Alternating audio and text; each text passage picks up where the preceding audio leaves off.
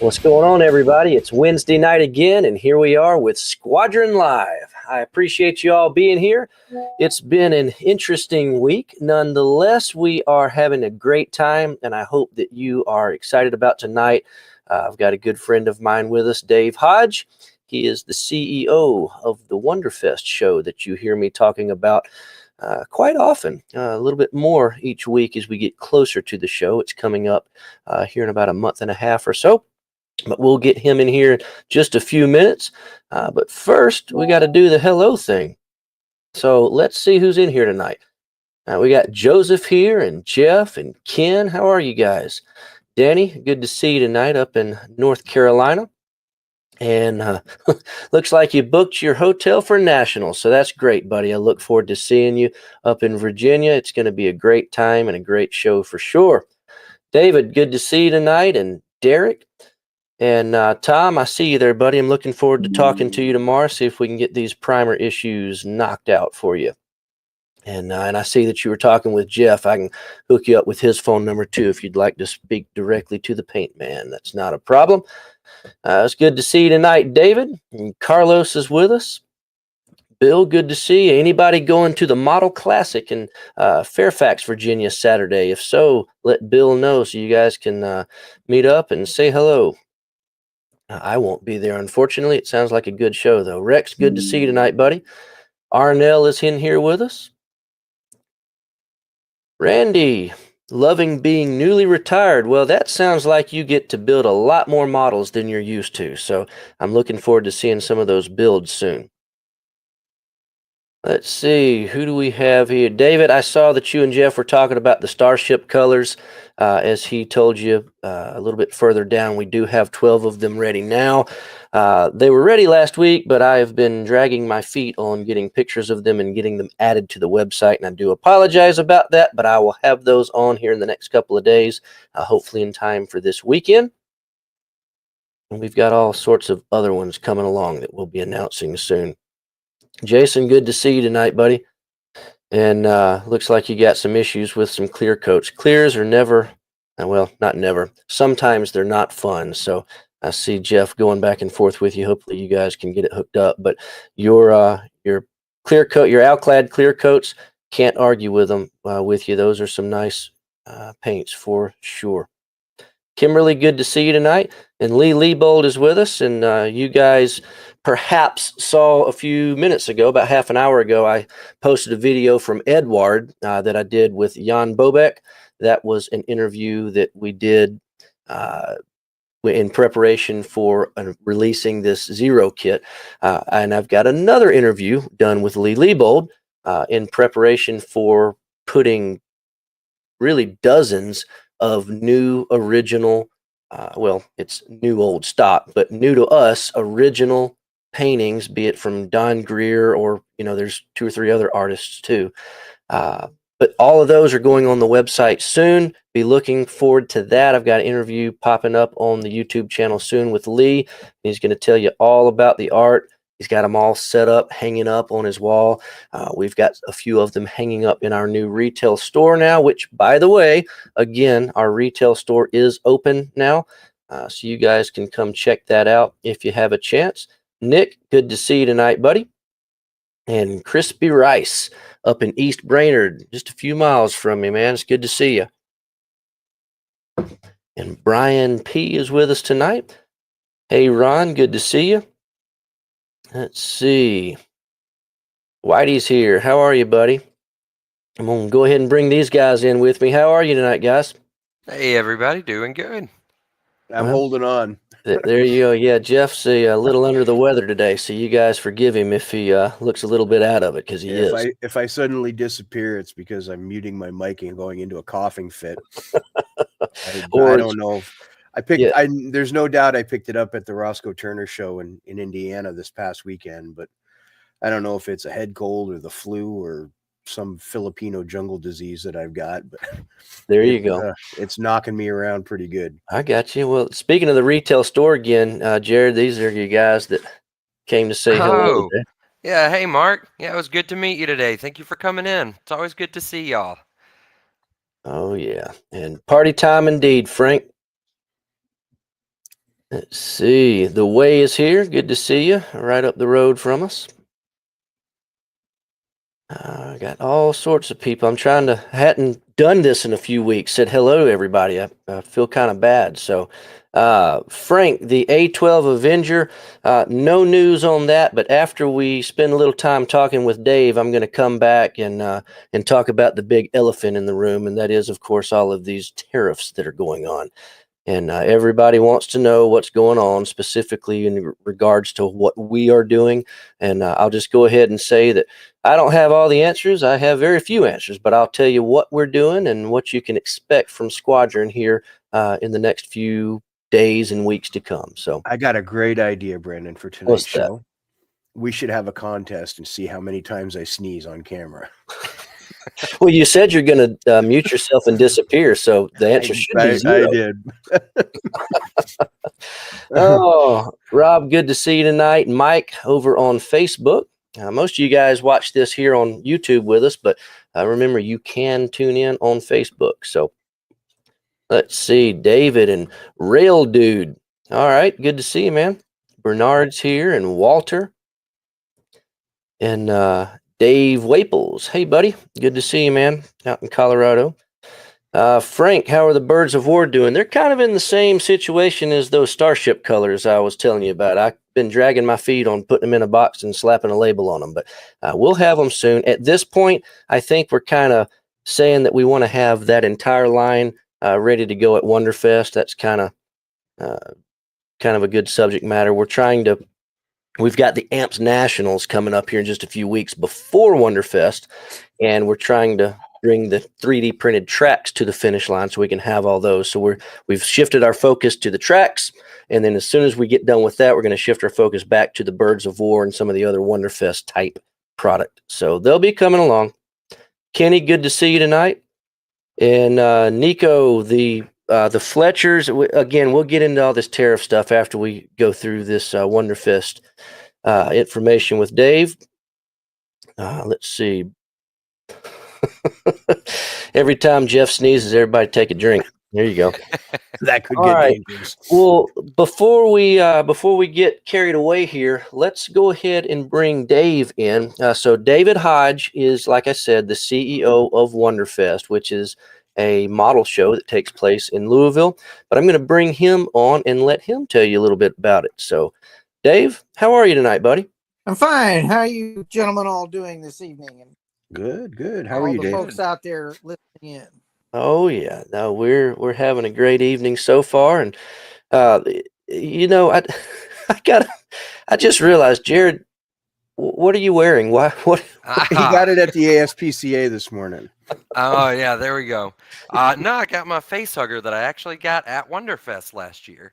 Okay. I've got my jacket from the Nostromo from the original Alien movie. Just feeling the Wonderfest vibe today. Okay. And you got your same stack of models behind you. That's kind of a big part of the theme of Wonderfest, monsters and creatures and sci-fi and all sorts of stuff. So Dave, why don't you tell us what is Wonderfest? Just in general terms, give us the rundown. Well, Wonderfest started as a club many years ago, and it was a club of like-minded modelers who were into sci-fi and fantasy and not so much military modelers, although a lot of us do military models. However, we had a deep love of what was then called the garage kit genre. And at that time, of course, garage kits were kind of few and far between. Mostly you got them from overseas, etc. But we all had a deep love for things like monsters and spaceships and all kinds of things that weren't part of the, for those of us that have been around a while doing this, we were always lumped in the miscellaneous category at model shows. So we said, well, we don't feel we're miscellaneous. We feel like we're important. So we essentially had a club, and that club decided to do a show. It started out as a one-day show at a little motor lodge. the first gathering of like-minded folks like that. And from there, it started to grow. And then a few years after that, a few of us got together and assumed leadership of the show, turning it into more than just a club exercise. We decided to make it a professional endeavor, so that we could accommodate the growth of the show as well as the hobby itself. And I dare say that these days, I would say we're our line of modeling is just about as big as anything else these days. Okay. Well, you're talking about it started as a one-day show and whatnot. When was this? What year was this? I believe it was, I should have looked that one up. I believe it was 92, 91 or 92, I think is when Okay. the first show happened, somewhere in there. It may have been a little early. Maybe it was 89. I'm thinking now 89. So anyway, 1989. Okay. That makes sense. So being a one-day show, obviously it was not in the Crown Plaza where it is now. No. How many different iterations have you gone through? Actually, the Crown Plaza, it depends on how you count it. Okay. We were in a motor lodge first, and then we moved to a Holiday Inn. And then from there, we went to what was then known as the Executive West, which is now the Crown Plaza. So in a sense, this is our fourth entity, but our third hotel. Okay. That makes sense. Now, you are the CEO now.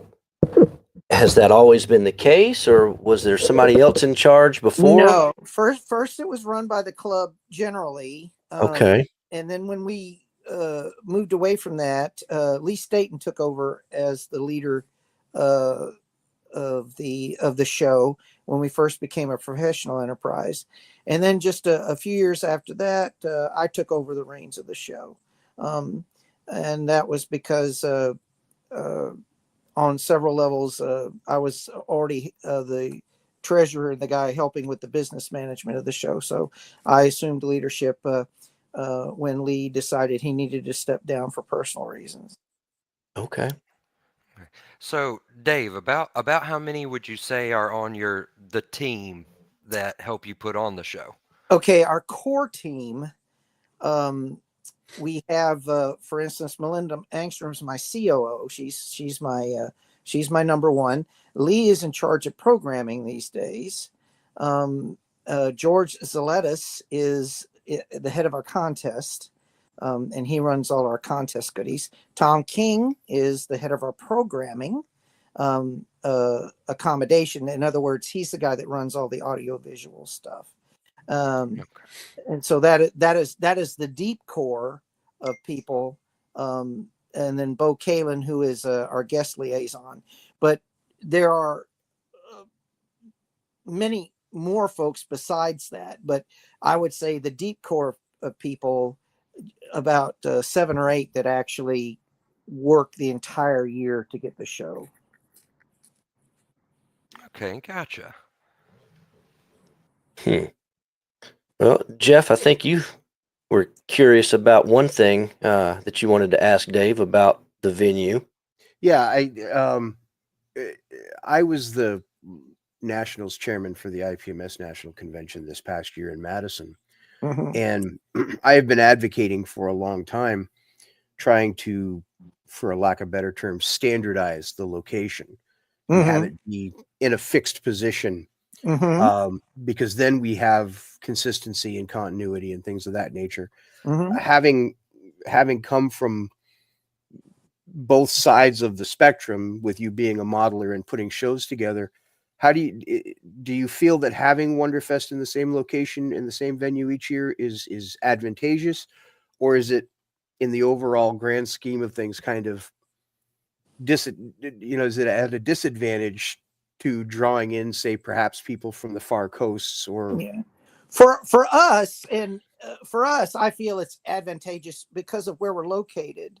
Louisville Louisville actually is a fairly central location to a great deal of the population of the U.S. That's why UPS chose it as their hub here, because they can reach a great deal of the population with their flights within 2 to 3 hours. Traveling to us, we're in the central core of a lot of cities as well. St. Louis is 4 hours this way. Birmingham is 4 hours that way. Cincinnati, just all kinds of larger metropolises are fairly close to us. So we feel it's advantageous, but mainly it's because even as a club and stuff, the majority, well, actually all of the people that run the show are located here. Right. And it doesn't, unlike the IPMS format where different clubs, I assume, bid for the show every year. And right. I could see with a very large organization like that is, you're trying to be fair to modelers all over, which is why you have East and you have West and that type of thing. I haven't found our location to be difficult. As a matter of fact, we have people from all over the world that come here every year, and in fact, that has increased a bit as well. There's a lot of shows that I've attended. MMSI, the figure show, the historical figure show. It's in Chicago every year. Right. MFCA in Valley Forge.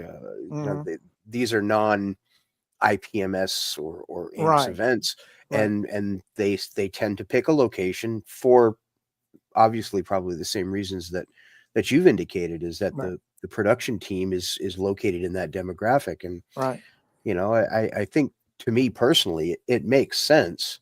Well, you know when and you know where every year. You don't have to wonder, and you can plan accordingly. Yeah, and we feel that's an advantage for us. You know where you're going. You know what to expect. So, and for you, Dave, I guess the hotel staff and the convention center staff there, they probably know you pretty well by now. They do. They know us real well, and because we've grown as we have over the years, we also are able to wield a decent amount of clout when necessary. So that helps. when you're talking about growing over the years, Jared, what were you asking? Oh, yeah. So I know last year and every year I've really gone, there's always just so many models on display, and there are a lot of different types too. So compared to back when Wonderfest first started, or how happy are you with how many different varieties there are on display in the model contest? Well, not only are we happy that we had another record number of models. How many was that, Dave? Over 1,100. Wow. This time. Wow. And you got to consider that it's not an all-encompassing thing. Although if you wanted to enter a tank or whatever, it's okay. We don't mind. We welcome anybody that wants to enter anything, but we are focused on science fiction and fantasy, and so to get that many entries just in that genre makes us the largest contest of its kind in the world. And I can say that with confidence because I was just in Japan and I went to Wonder Festival there, which is our namesake. Years ago when we started this show, when the show was started, it was named Wonderfest in honor of Japan's Wonder Festival. Okay. And Wonder Festival is massive. It's a huge thing. You would not believe the sheer amount of models and tables there, but it's also very science fiction, fantasy, and now a lot of anime centric stuff there. But I mean just warehouse sized, convention center sized rooms of nothing but this stuff. Wow. But they don't have a model contest. Okay. And as far as I know, nobody really has one like we have it, and so it easily makes us the biggest of its kind. Wow. So let me follow up on Jared's question, and I guess I'm a little embarrassed to say that as a lifelong modeler, I've never been to Wonderfest. This will be my first year. Other than and there's expectations that you have when you go to a model contest of any Mhm. genre type. You expect to Mhm. see a contest, Mhm. and you expect to see a vendor room. Mhm. Tell me what I can expect as a first time attendee in terms of the amenities. For example, what happens at the show other than the vendor room, which I've seen the videos and it's absolutely amazing. The Yeah, vendors that show up. it's always a fabulous vendors room, and the model contest is also well. You'll just be knocked on your ass. I can just tell you right now. You're going to see stuff there that you're just going to say, I can't believe, I can't believe some of the quality of work. And believe me, I've watched this over the years, how the quality of work has just increased and increased. But we do so much more than that. On Friday, we have kind of things where people can come in and learn how to airbrush and that type of thing. Um, they pay to receive a nice model that they're taught how to paint and that type of thing. And some of them even enter them in the contest afterwards. But that's just on Friday. That's just the buildup because the actual show days aren't considered till Saturday and Sunday. But there's also demos on both days. We have tons of demos on how to build, how to paint, how to do just any number of things. We have people that come in and discuss their techniques and what makes their model special. And these are usually people that are contest winners and that type of thing that come and talk about that. We have guests. We have a ton of guests. So the guests are also genre related. So, and if you look at our guest list this year, you can see we have a ton of folks. We've got a guest from ILM. We usually have some ILM folks every year. We have Robin Curtis from Star Trek. We actually have some celebrity people as well. And there we go. You can see the guest list right there. We have a ton of them. We're not just a model show. Greg Nicotero right there. Greg is Greg, of course, now is a Walking Dead producer, but Greg's a model guy. He comes to our show because he's a model guy. He loves building models and that stuff. He's great. Up there, you see Joe Owls, who is a production designer. We've had people that have come to our show that have gotten hired in Hollywood just from people looking at their stuff and saying, man, that's great stuff. We need you on our team in Hollywood. So we've actually had people that have gone on from here to actually work in Hollywood and stuff over the years. So we're gonna have to connect Brandon with Sam Irvin. Sam's a pill. Let me tell you. He's a pill. Some of his stories, you'll laugh so hard you'll be crying. I mean, some of his stories are just amazing. But at any rate, we are more than a model show. Yet we are models. This is what we do this show for, is for the science fiction and fantasy modeler. We want you to come and bring your stuff and display it and that type of thing, because we like to say we bring out the best of the best in this. Our awards are considered a high honor, especially among the genre modelers. So we get some really, really incredible stuff. That's awesome. And this is my little video I put together from last year, by the way, that we're looking at. And there's so many, like you said earlier, it's so many models, but it's one particular category. It's not planes and tanks and ships and cars and everything under the sun. It's sci-fi spaceships. Right. We have like 6 general categories, but because we judge on the open system, the gold, silver, bronze system, not 1, 2, 3, but the gold, silver, bronze system. So that means we can give out as many or as few awards as we feel are merited. So anybody can bring pretty much anything, and you don't have to feel like you're miscellaneous. Right. Well, I'll tell you this, Dave. So one of my golden rules on my live show on Wednesday nights is I never talk about my competitors. But I'm going to break my own golden rule real quick because one of our competitors is not just a competitor; he's a really, really good friend of mine, and that's this guy right here, Coltman TV, Steve Iverson. And I know that he's a big part of your show too. He's another one of those vendors like myself that really looks forward to this show each year. And the vendor room, this is another one of those things that's so different than IPMS, for example. To get into your vendor room, it can be a challenge. Every year Sunday afternoon, if you have a table, you get to go renew your table. And if you don't renew it by a certain time, it's up for grabs. And usually they go fast. So your vendors like Steve Iverson, like myself, a lot of your vendors, you kind of, I don't want to say that you count on them because you're going to sell the tables regardless. But a lot of the customers, they go and they know they're going to get to see Coltman. They know they're going to get to see Squadron. How many of your vendors are there year in and year out without fail that you've been counting on for years and years? Yeah, we have several vendors that we see every year. George Stevenson's a good example, Blackheart.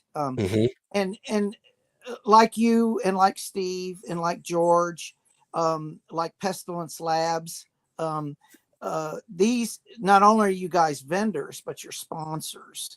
Your sponsorships mean a lot to our show. It means a lot to us. Because of sponsorships like yours, we're able to bring in more guests. We're able to bring in people that we might not be able to bring in otherwise. So you guys have a great importance. And to your point about the tables, this past year was the first year that we pre-sold every single table before the show was over. Wow. So getting in this year, and we usually every year we'll have cancellations, things come up, Right. But this year we had the fewest cancellations we've ever had.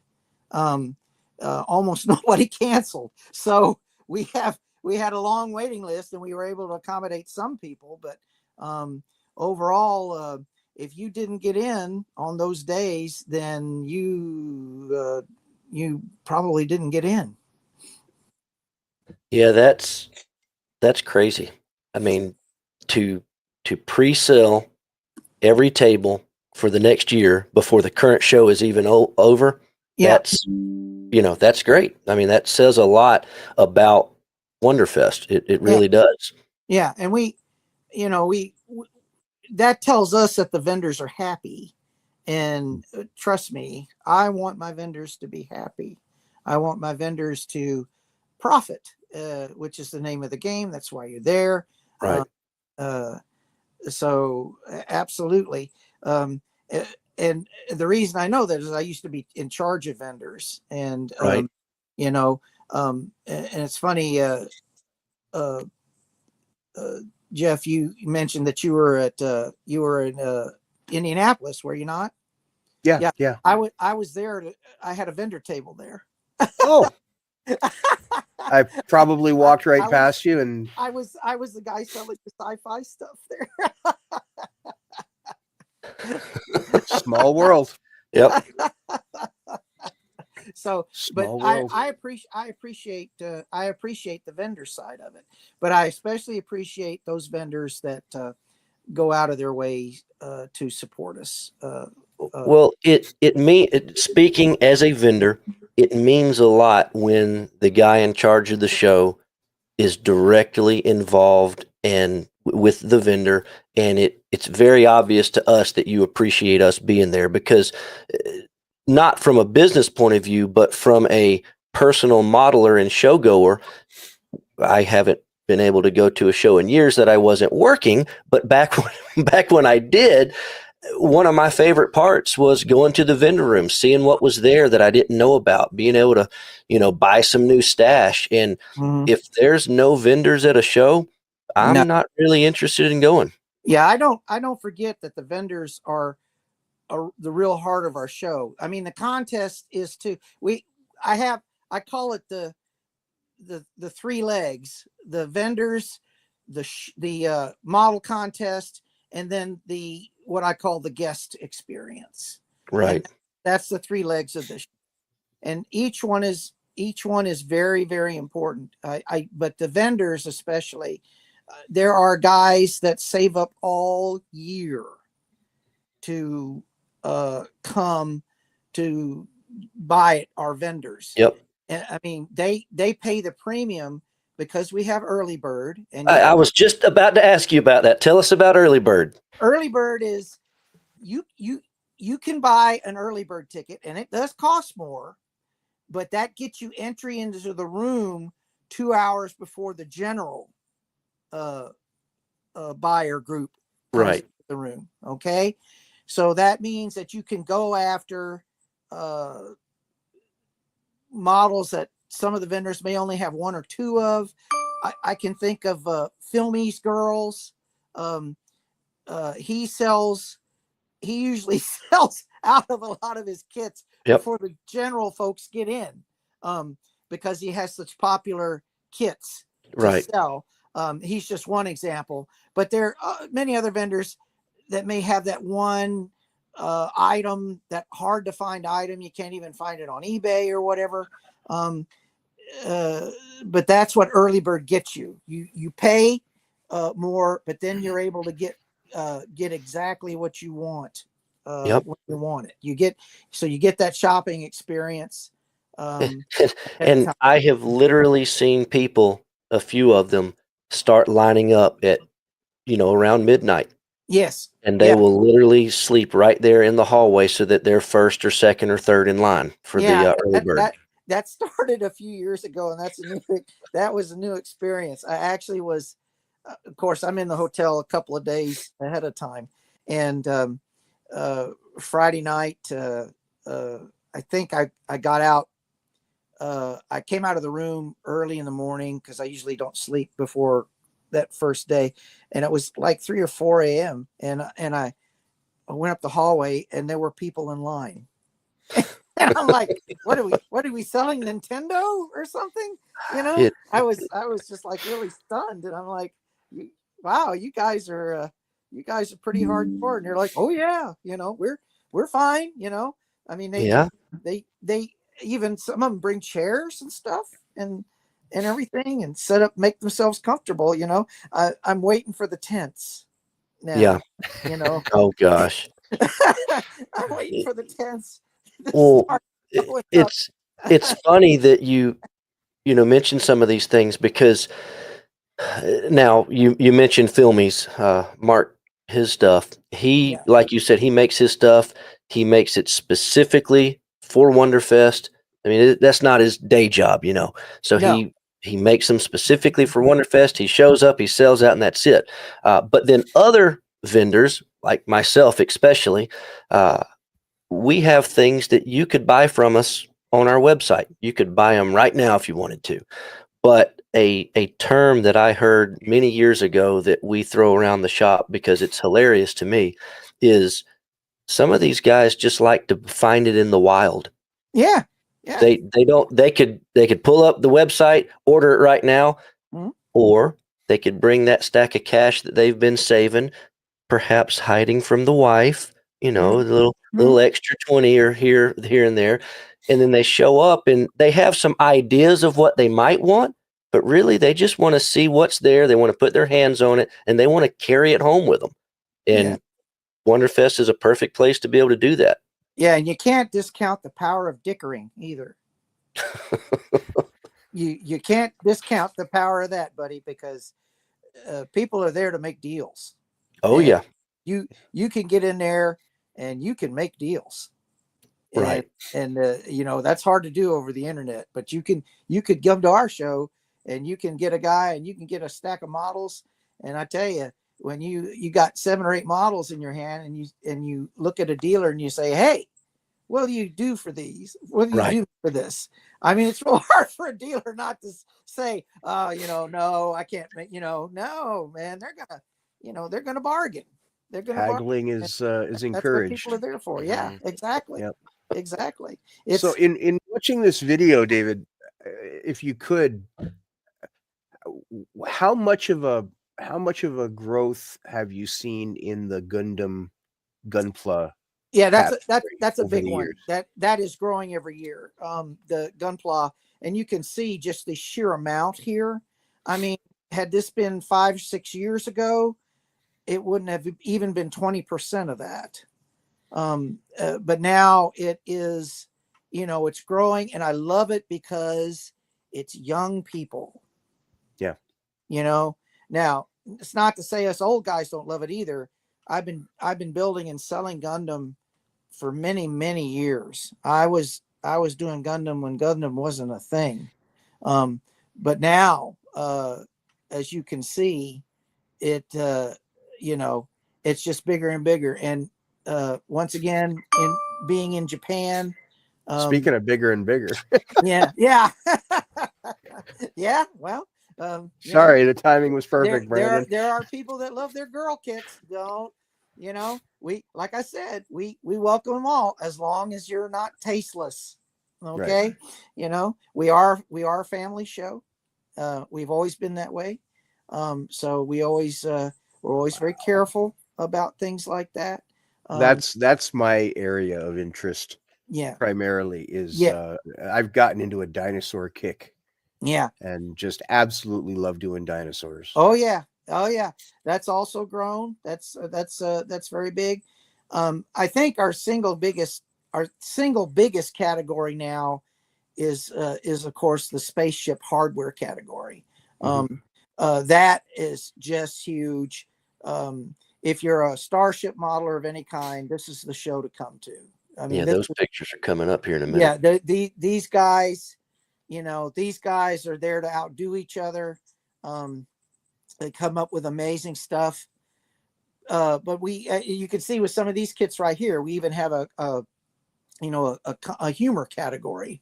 Yeah. So we even have models that you can enter in the humor category. Super deformed, all kinds of things. We do miniatures now. People can bring gaming miniatures and have them in a category. So we've covered just all kinds of things now, and you can see it with the stuff that they do. But you can see it's an almost bewildering variety of. That's stuff. amazing. I mean, as a modeler, even when I'm doing something military, I always try to do something that's unique, be it a camouflage scheme or markings or colors, what have you. And as I'm watching this video, my brain is churning, thinking, what can I bring to this show this year as a first timer that would be unique? And then just in watching this video, I see 2 or 3 examples of all the ideas that are popping up in my head. It's really hard to kind of come up with something unique at this show because it's entirely unique. Yeah. The show itself, yes, is unique, and we get all kinds of formats. I know George, our contest, the head of our contest. There's a guy that builds models in frames, and he had a couple of pieces that were just stunning. And George couldn't say enough about how wonderful he thought those were, just seeing that, because it was different, just different in the way he approached it. But any model can be different, even a model that now that model right there, the ship, right, that actually took Judge's Best of Show in Madison this past year. Yeah. And I'd have to ask George. I'm sure it won something, but I'm not sure if it was gold or silver or what. But my guess is if it won another show, it was probably a gold here. But sometimes if it's a silver here, it'll still win another show. So, you could see, it's a Carverite spear right there. Just people just do the most amazing stuff, and we're having a really big problem now in that our electrical outlets. We're having to expand them. We're having to expand them wholesale because we got so many guys now working with lights and kits. I mean, you know, it's just amazing to see how many kits are lit now, especially among the starships. But I mean, it's going all over. I mean, look at this thing, you know, this blockade runner. I mean, got your little working radar and all that. And I'm sure it's lit up from behind and all this kind of stuff. And good Lord, I mean, some of the skill that's on display, I mean, it'll just knock you out. It's just amazing. I know Jared's got a question for you, but before we do that, you're talking about your gold, silver, bronze. At some shows, you know, if I took a model, I'd be like, man, I really think I'm going to get a gold, maybe at least a silver. Mm-hmm. At Wonderfest, I'm like stoked if I get anything because the standard at this show is so high. And I'll be honest, I have only ever gotten a bronze at Wonderfest, and it's one of my most prized trophies that I've ever got at a show, just because the quality of work at this show is so much higher than most other shows that I go to. So yeah, I mean, it is considered kind of the Academy Awards of this type of modeling, and yeah, and you should be happy because the judges are tough, but they're fair, and you know you've got just unbelievable amounts of quality here. You know, they've got a very tough job, but fortunately, because of the way we do our system, and let me say right now, I'm not saying ours is better. I'm not saying ours is, you know, worse. But it's what we do. Okay. This way, we think anything that's deserving can get awarded for it, and we'd like to think that. And you just saw a piece of paper down there. That's a merit award. We have even merit awards, and we give these awards, especially like the merits, saying, "Hey, you're on to something. Maybe it wasn't good enough to get one of the big three, but keep going, man. Keep going. You can make it. You know, you can make it. Even the merits here, many people even consider the merits to be worthy awards." Wow. Jared, what were you going to ask Dave? Yeah, I know I don't know if it was on this video or not, but I know the iron modeler. Can you kind of tell us a little bit about how that works? Okay, the iron modeler is a model contest that's it's a competition that takes place Saturday evening, and basically what it is a contest where they take a table and they fill it full of random model parts, and tons of it, and there are different teams. People can form a team, and you can have, I think they're usually 5 or 6 teams, and they have so much time. They're given like 3 hours, and they select from those parts. Certain parts are mandatory that they have to use in their models, but they can build anything that their little imaginations desire. And then once they build it, there are spray booths available, and they can actually airbrush them if they want to, or whatever, to apply color to them. Then at the end of it, these are judged by celebrity judges. Usually I'm one of them. And they also have to tell a story connected with what they built. Okay. And sometimes that's more fun than the actual models. Some of the stories they come up with are just count me in. Yeah. That is right up your alley, Jeff. Yeah. And this year, Dave, I'm bringing a whole bunch of extra parts. I had well, unfortunately, a widow of a good friend of mine, and he never threw away his spare parts.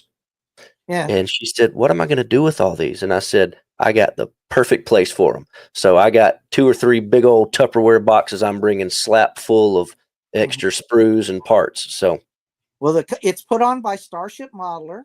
okay. Directors, very nice people.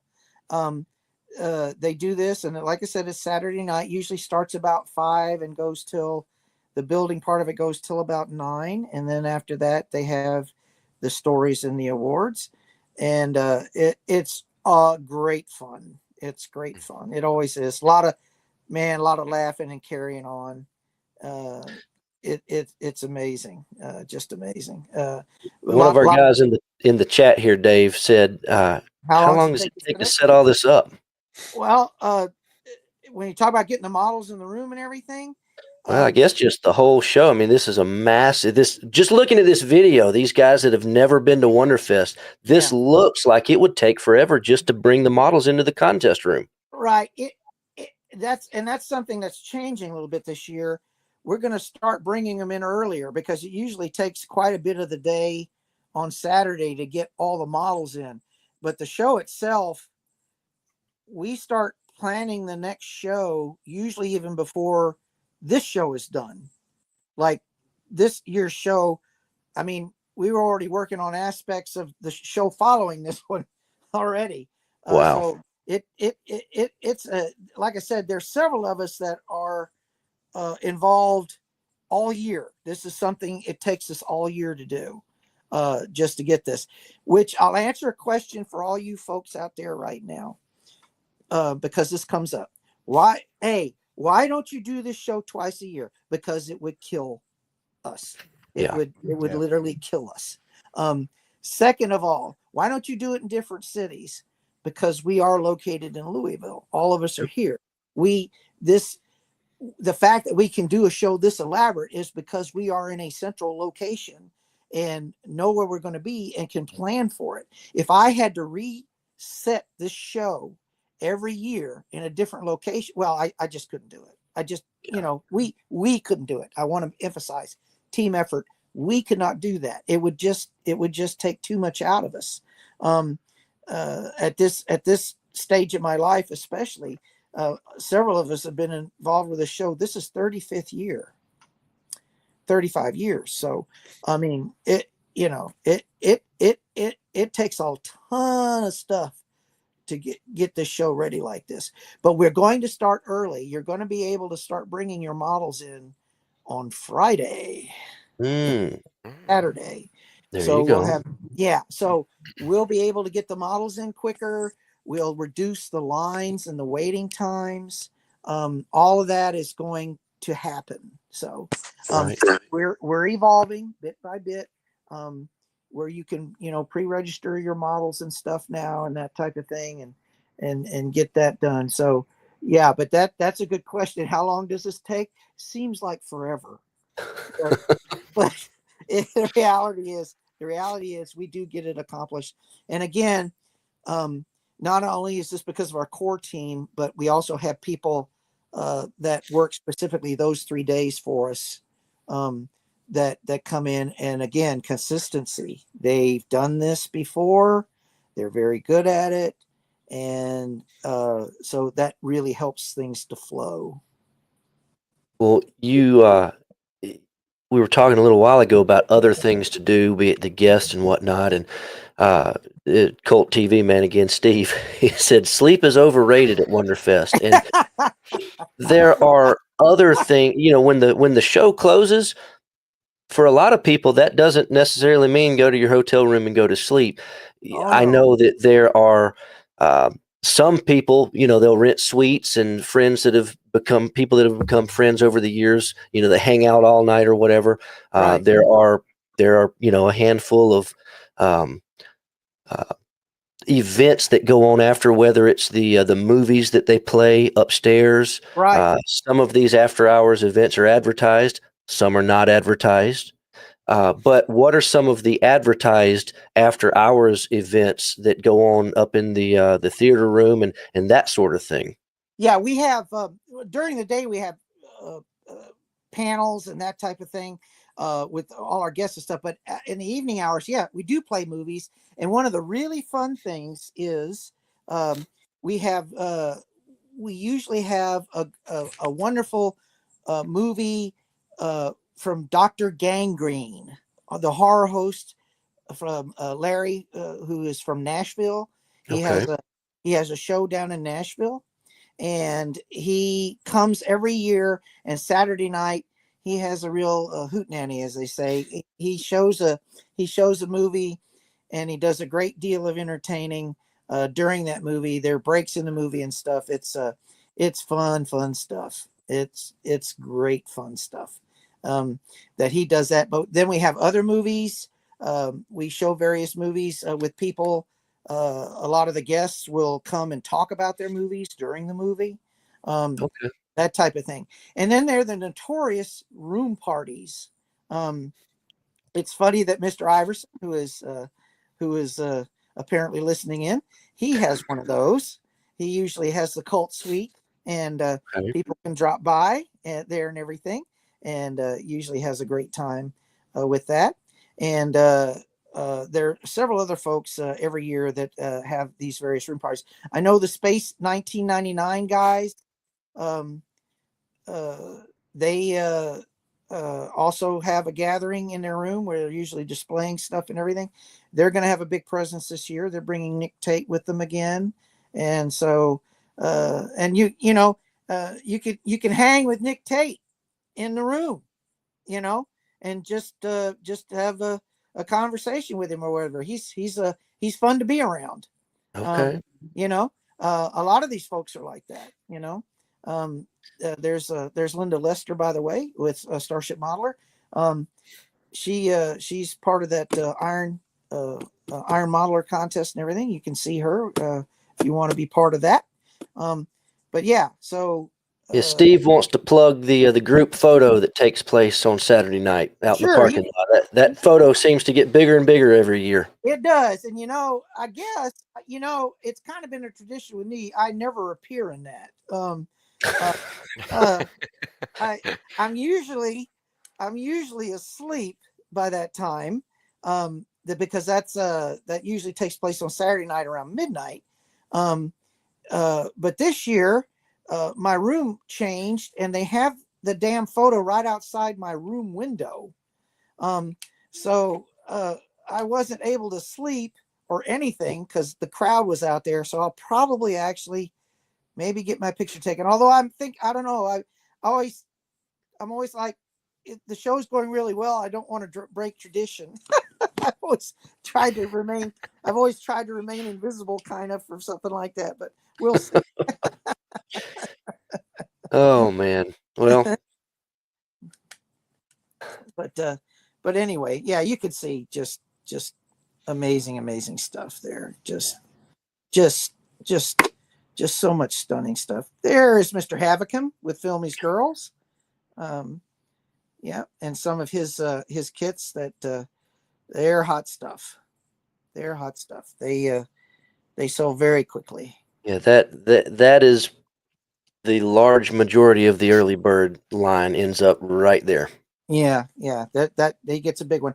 Although there are do too. Yeah, there are. It's funny for me though, because our tables, well, not last year, we got moved last year, but we're back this year right next to Filmy's Girls. And it's always funny to me because we don't generally have anything that is so rare that it warrants somebody's early bird pass actually coming to our table. So usually during the early bird, I get to do my shopping. Yeah. But the first year that I went and we were next to Mark's tables, the early bird opens and the room just floods with customers. And I'm like, oh, this is great. Nobody came to our table. And I was like, this is horrible. We shouldn't have come.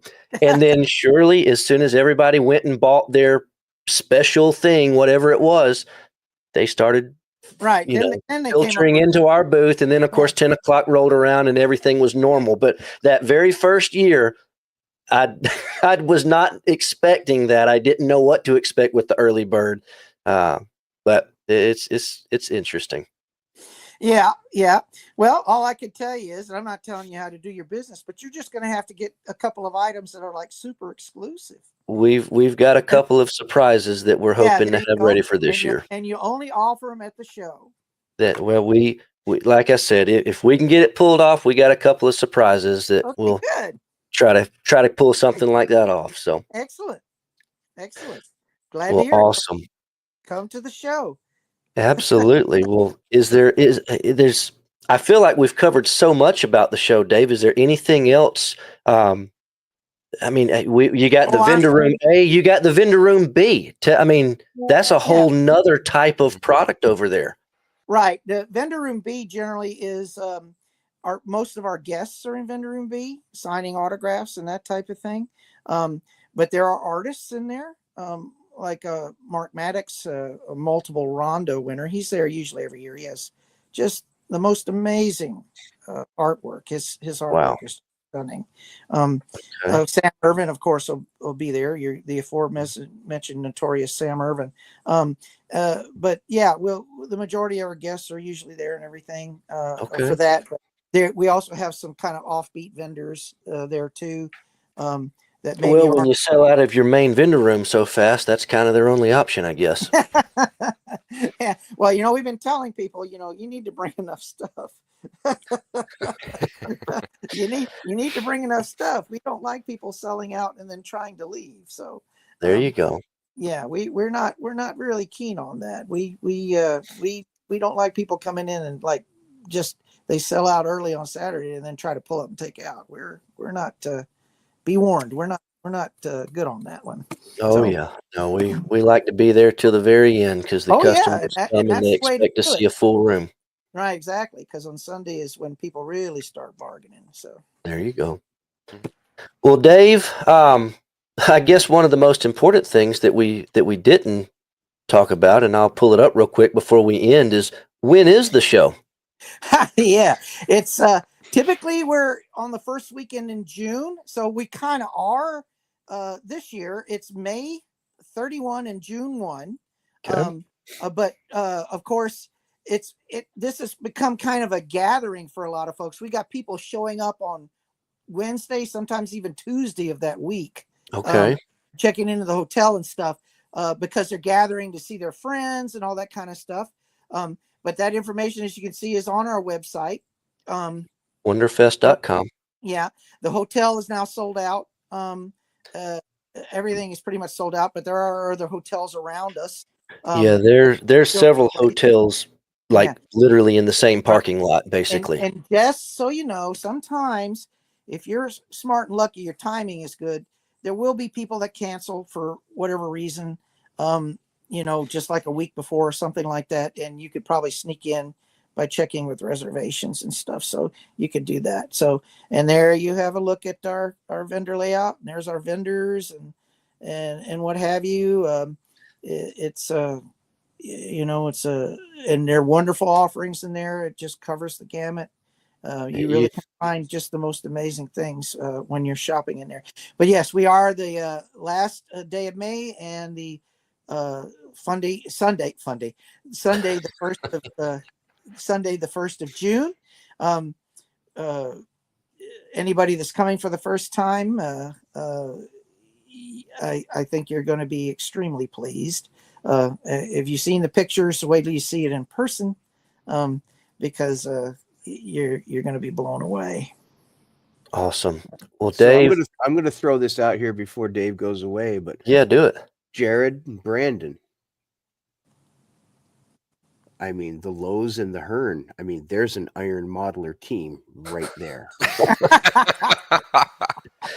We'll see how it's going.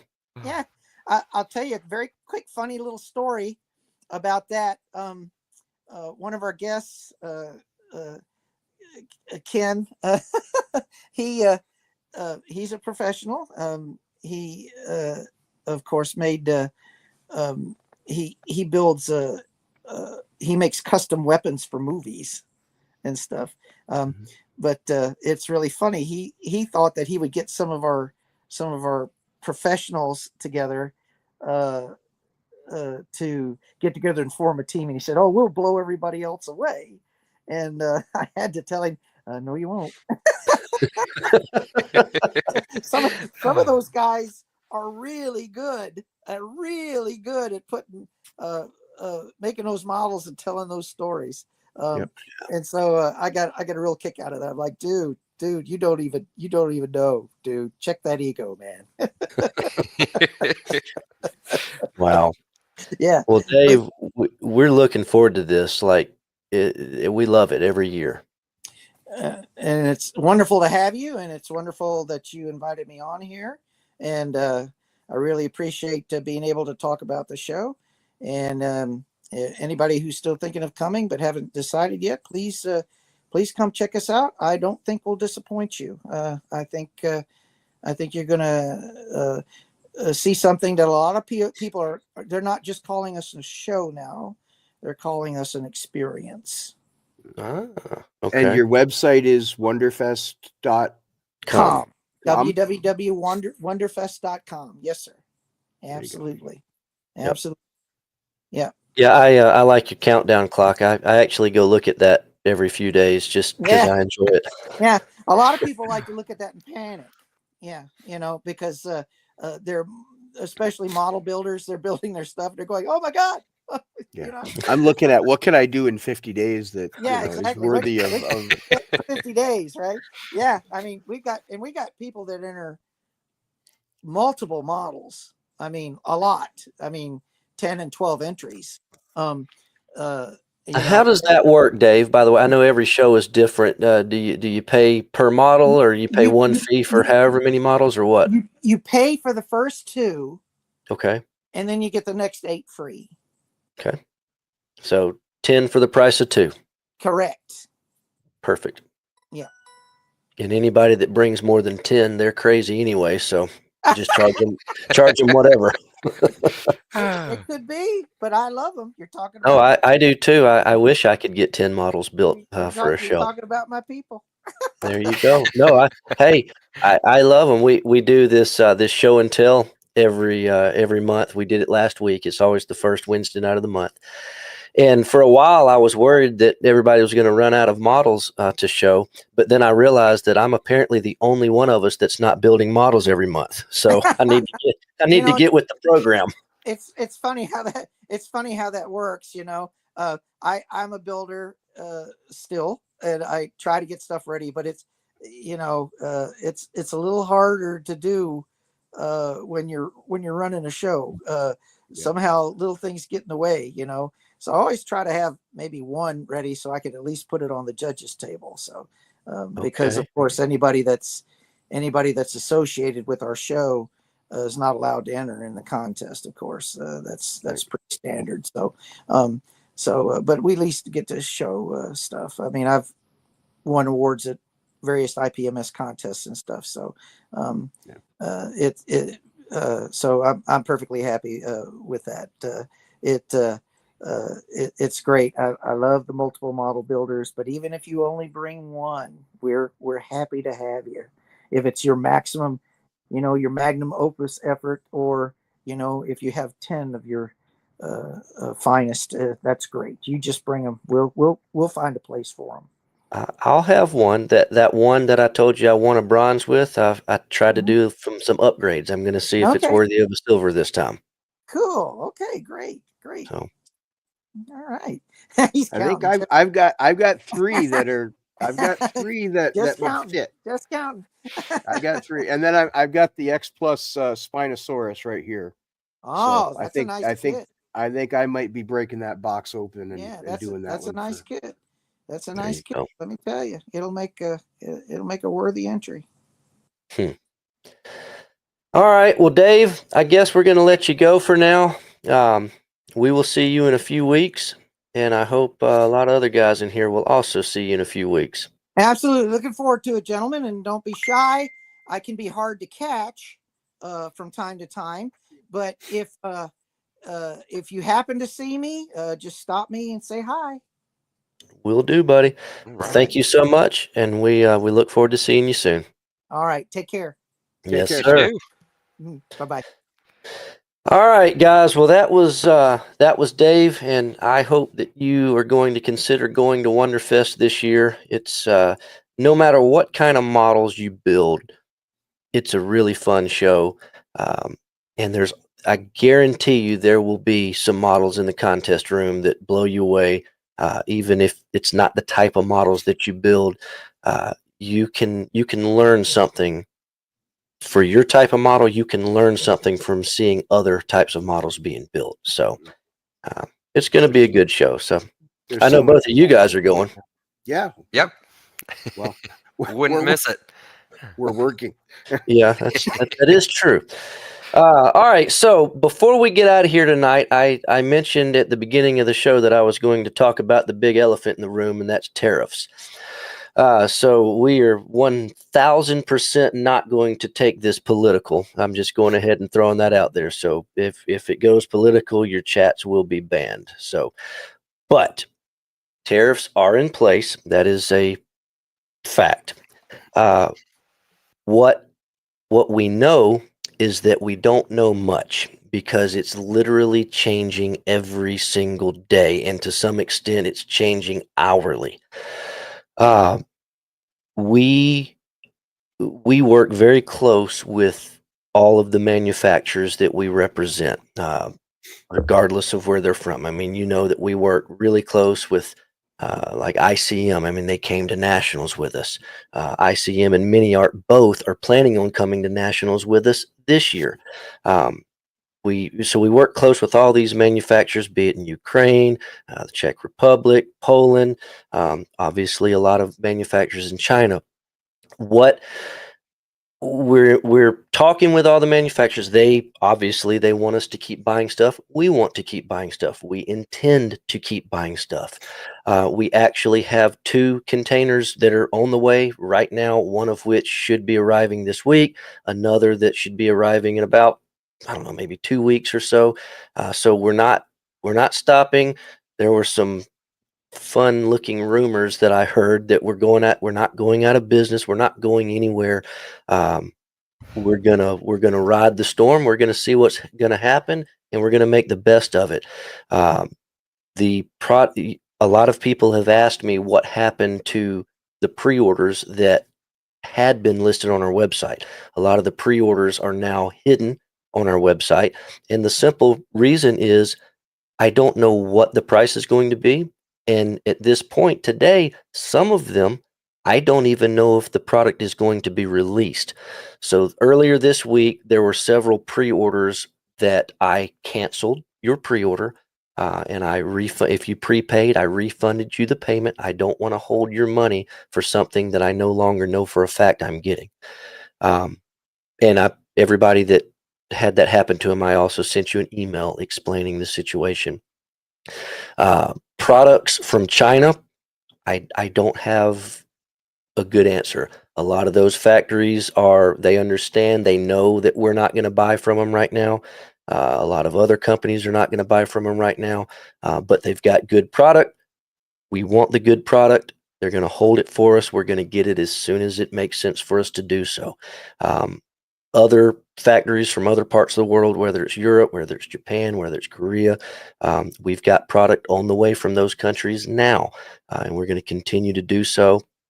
I don't have an answer for you on how this is going to affect our prices.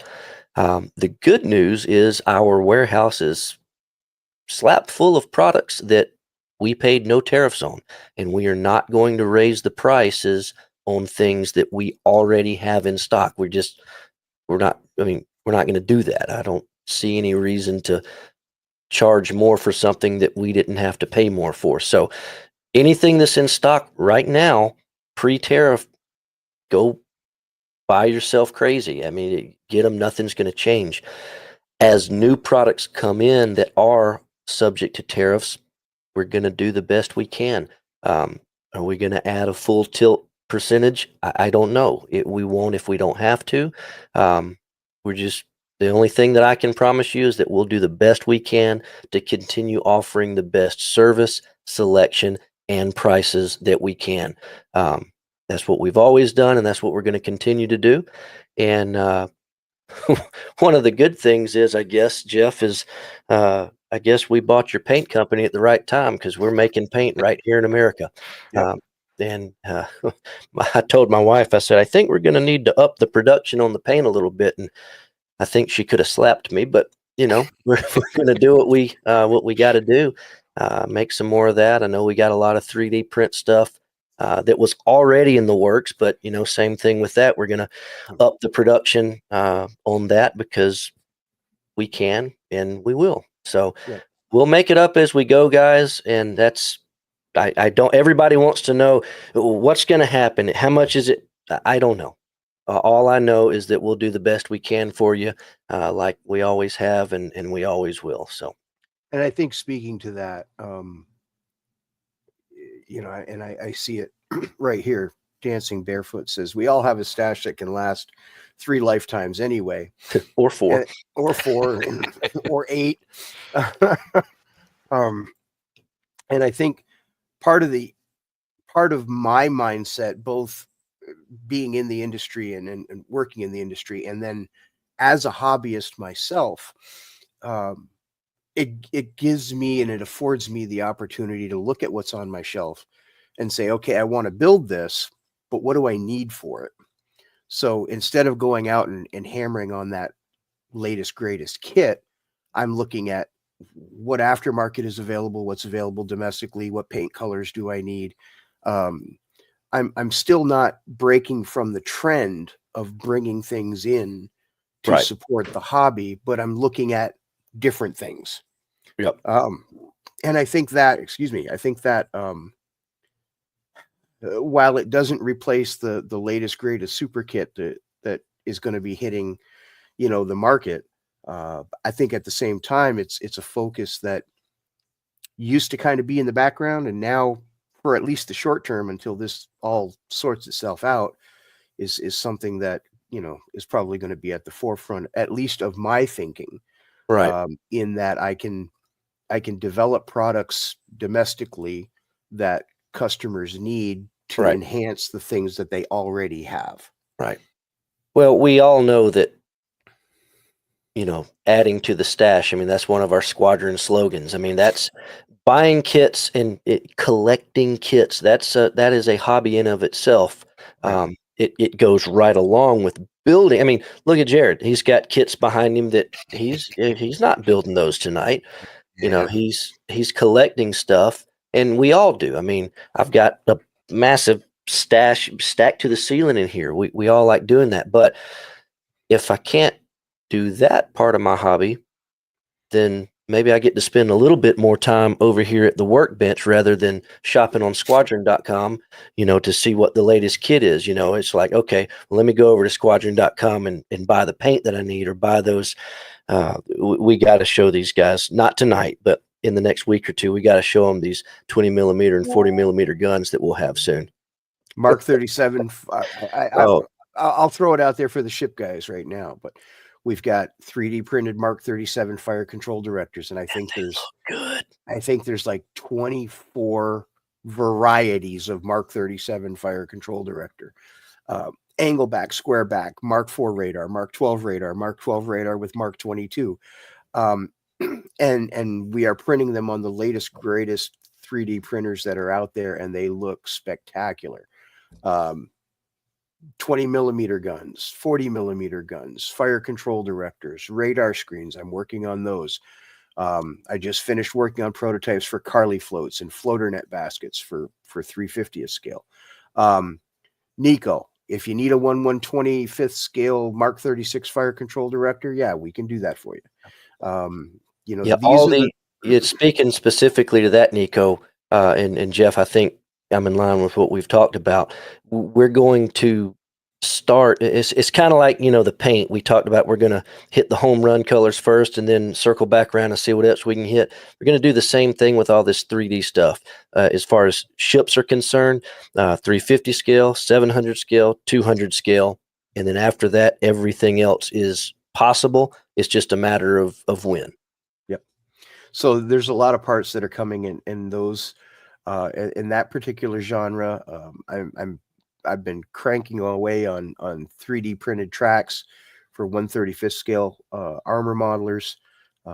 There's just 101 things that are going. There's not enough hours in the day, and those are the things that I think, at least me personally, those are the things that I'm going to focus on to bring those products to market during this time. I mean, the fun thing is, or whatever, is the fact that we already had all this stuff in process. It's just now we realize maybe we should bring our timetable up a little bit. And, because if we're going to all be building more models, we need some awesome accessories. And I think you guys are really going to, I hope you'll be blown away with the quality of these parts like I am. Well, I mean, I could post up a photo and show them a teaser of one of the Mark 37s if you want. Well, pull it up real quick while I answer a couple of questions over here. Somebody mentioned a second ago about pre-orders. All pre-orders have not been canceled. There are still several things. The biggest one, the Fletcher, 200 scale Fletcher, they are in the country. They will be in our possession within the next several days, week, maybe 2 weeks at the most. All those pre-orders will be filled. The reason that, and the price that it is currently not priced on our website. When the price comes back up in the next few days, the price I believe that we will be selling them for is a little bit higher than the pre-order price, but we do that sometimes, pre-order special. So any of you guys that got the pre-order special, it's the same, but the price on it is $109.95, I believe. And that's what the price is going to be.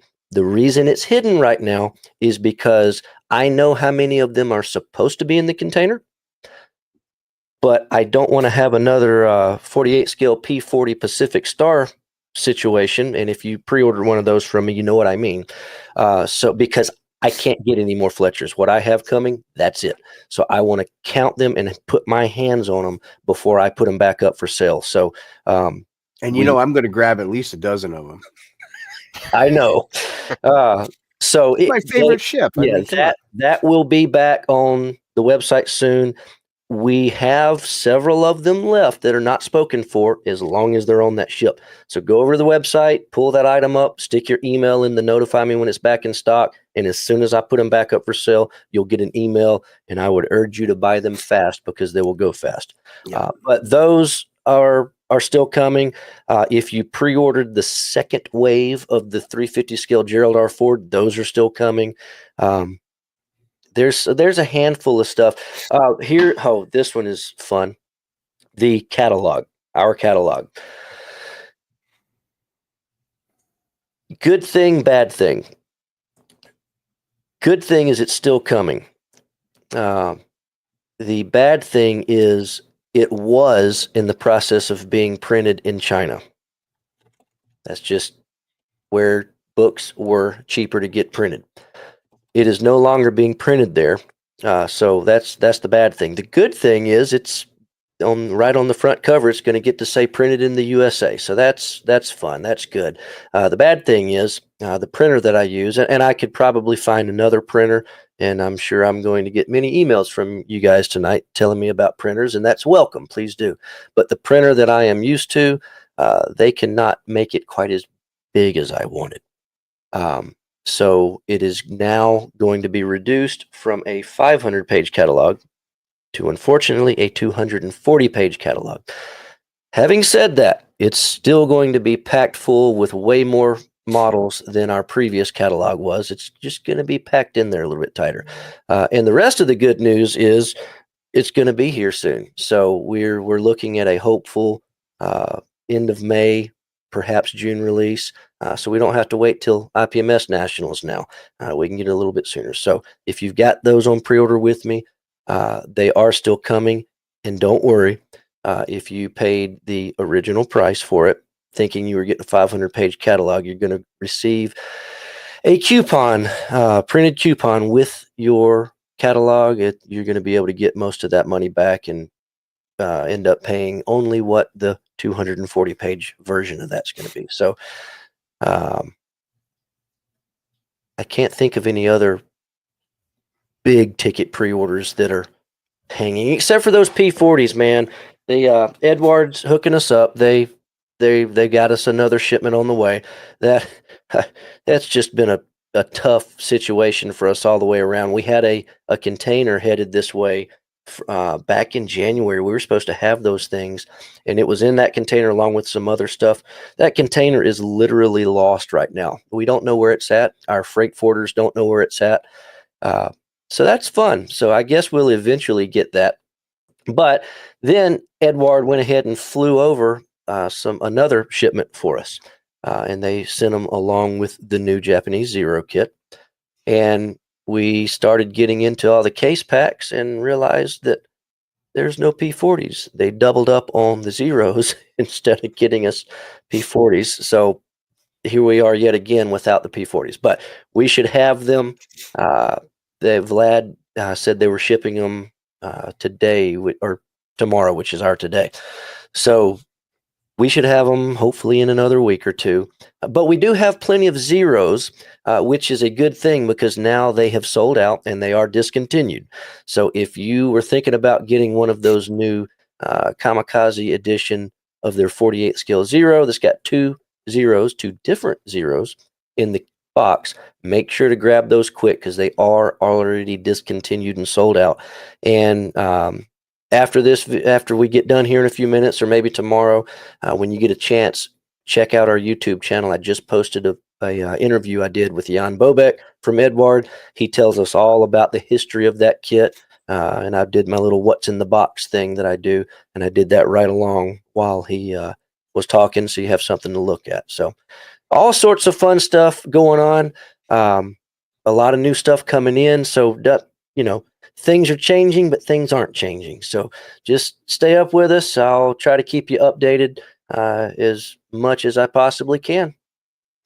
I sent you the photos of the Mark 37. I don't have all of the fancy studio software that you do. Oh, well, we're going to have to fix that. Yeah. All right, let's see. I don't know that you would trust me pushing buttons anyway, so. Oh, let's see if I can get this. Because this is not a pre-made slideshow, this might wash out, but there we go. So this is a Mark 37 Mod 17 fire control director with Mark 22 and Mark 12 radar. Everything that you see on the model will be printed off as one piece. It's going to be good. And I think I sent you a couple more there showing the front and the back. Yeah, I'm trying to get of the radar screen. And Jared, I have to say, your pet is very well behaved. I know. Tried to run away a couple times, but just throw the elbow out. Yep. There you go.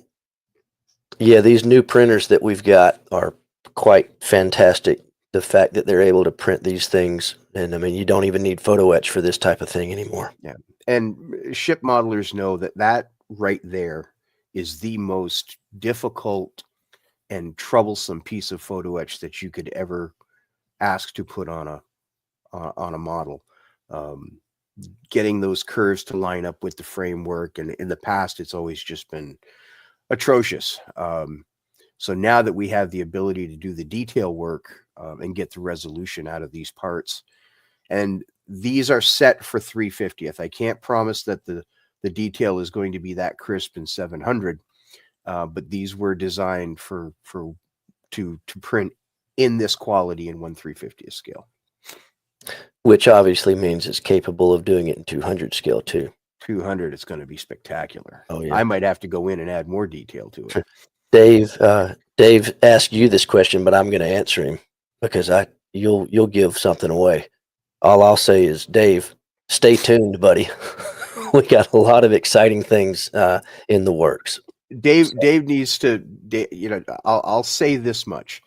I wrote a book on the Fletcher class back in the late 90s, and it has been the core of my naval historical research above and beyond camouflage ever since that time. So it is my favorite ship.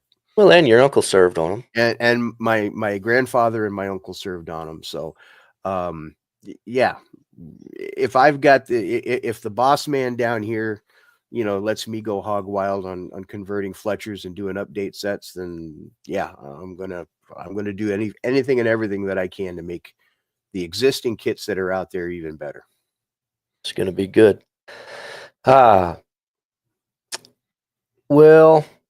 I've got a few other questions in here. It all I think some of these I may have already hit on.